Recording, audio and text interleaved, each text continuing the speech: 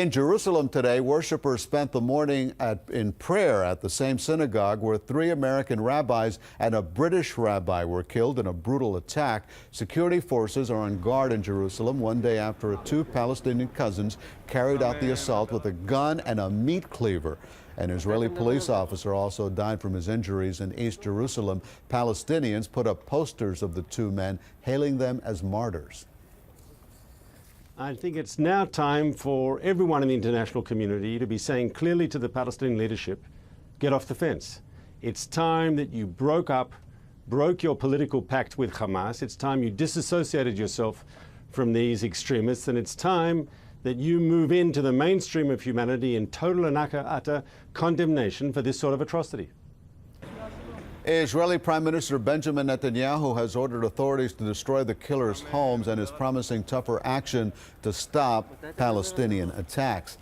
Meanwhile, here in South Florida, the deadly attack is weighing heavily on the hearts of many in the Jewish community. CBS 4's Gabby Fleischman joins us live from Miami Beach with more on that part of the story. Gabby?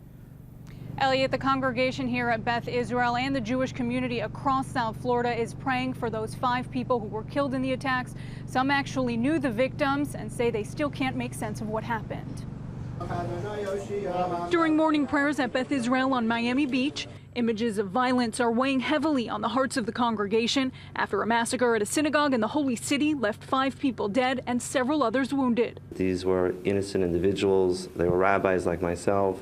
They were walking into a room like that to pray. To see pictures like that of people slaughtered in prayer is just simply unacceptable. It should be unacceptable to the world. Israelis returned to pray Wednesday at the West Jerusalem temple where authorities say 2 Palestinian men armed with meat cleavers and a gun killed 4 rabbis and a police officer.